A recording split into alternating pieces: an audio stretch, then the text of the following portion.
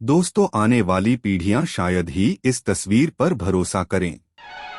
इस देश में राशन पानी, तेल, गैस, एडमिशन और नौकरी के लिए तो लंबी कतारें देखी गई हैं।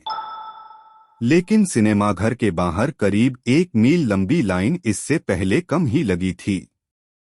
उससे भी चौंकाने वाली बात यह कि ये कतारें किसी रिलीज होने वाली फिल्म के एडवांस टिकट के लिए थीं।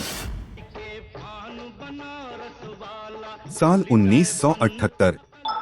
अमिताभ बच्चन का स्टारडम इस हद तक पहुंच चुका था कि पहला दिन पहला शो देख लेने वाला खुद को मुकद्दर का सिकंदर ही समझता था। इस साल अमिताभ की 6 फिल्में रिलीज हुई।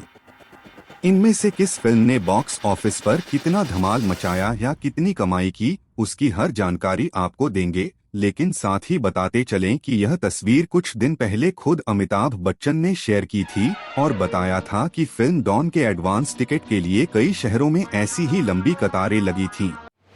1978 वो साल था जब शोले जैसी ऑल टाइम ब्लॉकबस्टर फिल्म अब भी अनेक सिनेमाघरों में चल रही थी। दीवार के डायलॉग और फिल्म कभी कभी के सुरीले गाने हर जुबां पर थे और पिछले साल आई फिल्म अमर अकबर एंथनी के लिए इसी साल अमिताभ को फिल्म फेयर अवार्ड मिला था।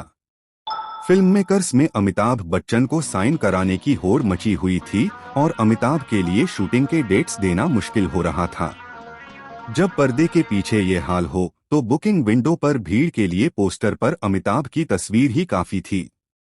अप्रैल से मई के बीच अमिताभ की 4 फिल्में आईं और ऐसा पहले कभी नहीं हुआ कि किसी शहर में एक ही एक्टर की 4 नई फिल्में 4 सिनेमाघरों में चल रही हों। आमतौर पर प्रोड्यूसर एक ही एक्टर की फिल्में एक साथ रिलीज करने का जोखिम नहीं लेते, लेकिन इसे पब्लिक की डिमांड कहिए या फिल्म मेकर्स का कॉन्फिडेंस। 5 मई को रिलीज हुई त्रिशूल हाउसफुल जा रही थी कि अगले ही हफ्ते डॉन आ गई, जिसका इंतजार 11 मुल्कों की पुलिस ही नहीं दर्शकों को भी था। अमिताभ की हर फिल्म कमाई के मामले में पिछली फिल्म का रिकॉर्ड तोड़ रही थी। इसीलिए हम शुरुआत करेंगे साल के आखिर में आई फिल्म से जिसने अमिताभ को बॉक्स ऑफिस का सिकंदर बना दिया। फिल्म मुकद्दर का सिकंदर 27 अक्टूबर को रिलीज हुई।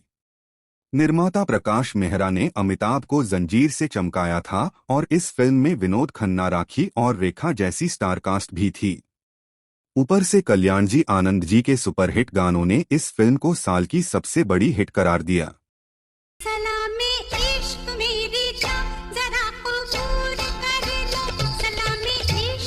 फिल्म ने बॉक्स ऑफिस पर 8 करोड़ 50 लाख कमाई की, जबकि इसका वर्ल्ड वाइड कलेक्शन 17 करोड़ रुपए था।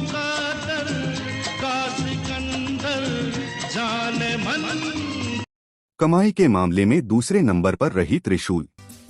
सलीम जावेद की एक्शन ड्रामा स्क्रिप्ट को यश चोपड़ा का निर्देशन मिला था और यहाँ भी संजीव कुमार, शशि कपूर, राखी और हेमा जैसी बड़ी स्टारकास्ट थी।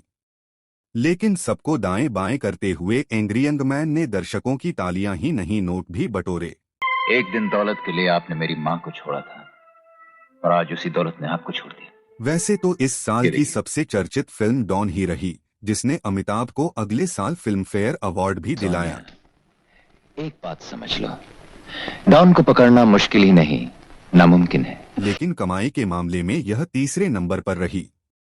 फिल्म का बजट मात्र 1.5 करोड़ था, क्योंकि निर्माता नरीमन ईरानी की बदहाली पर तरस खाते हुए राइटर से लेकर एक्टर्स तक ने नाम मात्र पैसे ही लिए थे। कहानी सलीम जावेद की थी, जिसे चंद्रा बरोत ने डायरेक्ट किया और संगीत कल्याण जी आनंद जी का था। लेकिन यह अब तक की ब्लॉकबस्टर एक्शन थ्रिलर साबित हुई और बॉलीवुड ने अमिताभ की एक्टिंग का भी लोहा मान लिया। ओ खई के पान बनारस वाला। फिल्म ने उस साल देश में 3.5 करोड़ और दुनिया भर में 7 करोड़ रुपए की कमाई की थी। इससे पहले 21 अप्रैल को रिलीज हुई एक्शन क्राइम ड्रामा कसमे वादे में अमिताभ के अलावा रणधीर कपूर, राखी और नीतू सिंह भी थे। फिल्म ने अपनी लागत से दोगुनी ही कमाई की, लेकिन सेमी हिट करार दी गई।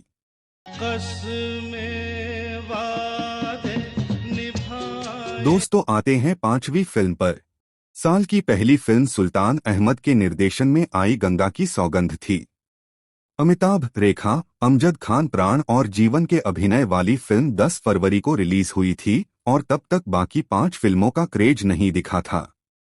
ऐसे में इस एक्शन क्राइम ड्रामा ने देश में 2 करोड़ 40 लाख और वर्ल्ड वाइड 4 करोड़ 60 लाख रुपए की कमाई की थी और हिट मानी गई।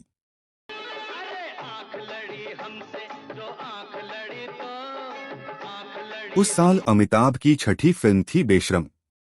देवेंद्र वर्मा निर्देशित फिल्म बाकी फिल्मों की तरह तो नहीं चली, लेकिन तब भी अमिताभ के चेहरे के दम पर इसने लागत से ज्यादा कमाई की।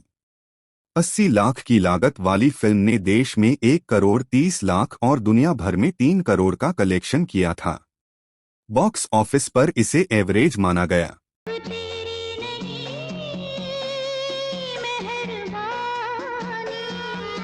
इस तरह 3 ब्लॉकबस्टर और 2 हिट फिल्मों के साथ यह साल अमिताभ के स्टारडम के लिए पीक साबित हुआ। खुद अमिताभ ने इसे अपना बेस्ट ईयर माना है। आपको इनमें से कौन सी फिल्म सबसे अच्छी लगी, कमेंट बॉक्स में जरूर लिखें। साथ ही आपकी नज़र में अगर कोई ऐसा साल रहा हो जिसे आप अमिताभ के लिए मील का पत्थर समझते हो तो उसे भी बताएं। आगे भी ऐसी ही जानकारियों के लिए चैनल सब्सक्राइब करते चलें। वीडियो देखने के लिए शुक्रिया, नमस्ते, आभार।